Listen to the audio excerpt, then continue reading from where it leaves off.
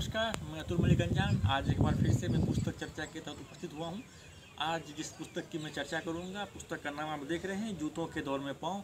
इसके कवि हैं डॉक्टर अमित कुमार मिश्रा जी। यह पुस्तक 2025 में तनिषा पब्लिकेशन से प्रकाशित हुई है।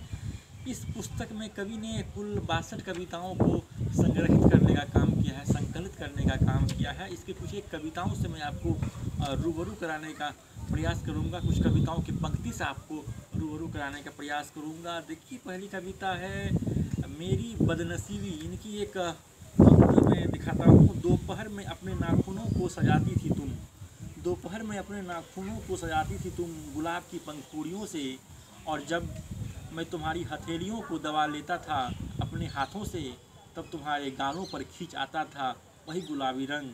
क्या अब भी तुम्हारे गालों पर खींच आती है गुलाबी शबाब? और हाँ, तो कितना नासमझ हूँ मैं कि तुम्हारे प्रेम को पढ़ नहीं सका।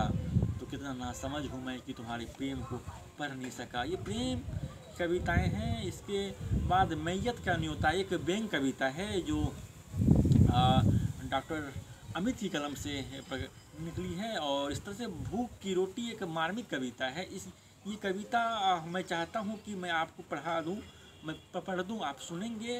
पेट भूख रोटी, आप कहाँ तक पढ़े हो बाबूजी, आप कहाँ तक पढ़े हो बाबूजी। बूझी आँखों के स्पर्श ने मेरी आँखों में चमक ला दी। मैंने सगर्व कहा एमए किया है मैंने, मैंने सगर्व कहा एमए किया है मैंने। फिर तो आप बहुत कुछ जानते होंगे। बिल्कुल मैं साहित्य और भाषा का बड़ा जानकार हूँ, बिल्कुल मैं साहित्य और भाषा का बड़ा जानकार हूँ।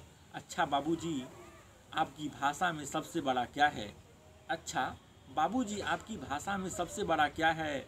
मैंने सोचते हुए कहा आकाश, सबसे ऊंचा पर्वत, सबसे गहरा समुद्र। वह हंसते हुए चल पड़ा और जाते जाते कुछ सब उछाल गया मेरी ओर, किसी चैलेंज की तरह।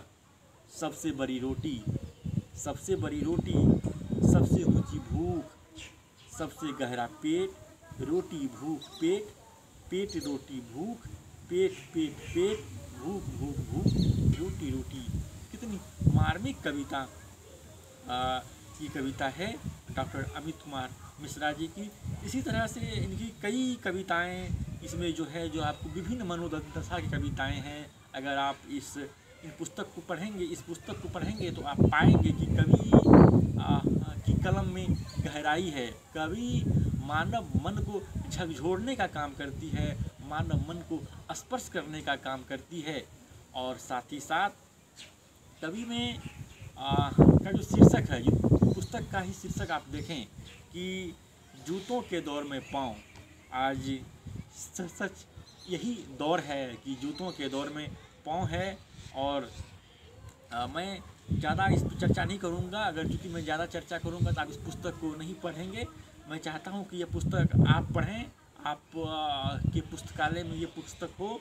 तो मैं इसकी सिर्फ एक और कविता को मैं चाहता हूँ कि आपके बीच लाऊं। एक कविता से आपको मैं रूबरू कराऊं। ये सफ़र के गीत हैं। ये गीत आप सुने। माना मुश्किल है डगर मगर चलता भी तो है, दुर्गम है पगडंडी मगर साथ हम सफ़र तो है। पाँव है थके थके दूर मंजिल अभी भी है, हौसले को क्यों भूल गए पंख उसके भी तो हैं। सर्द रात है उस पर खुला आसमान भी है, लहू के गर्म रखने को मगर हाथों में तेरा हाथ भी तो है। माना रात है घनी अभी होने को सवेरा तो है, रास्ता है फिसलन भरा तो क्या संभल कर चलने का अपना इरादा भी तो है। सफ़र जितना भी मुश्किल हो साथ बहारे भी तो है, इस अंधेरी रात में टिमटिमाते तारे भी तो हैं। और दूर तक पसरा सन्नाटा है करने को भी मगर ढेरों बातें भी तो है। चलो किसी मोड़ पर कहीं बैठ लेंगे सुस्ता लेंगे, चलो किसी मोड़ पर कहीं बैठ लेंगे सुस्ता लेंगे, नए उत्साह से फिर आगे बढ़ना भी तो है। बहुत बेहतरीन कविता है डॉक्टर अमित कुमार मिश्रा जी की ये पुस्तक में संग्रहित की हुई।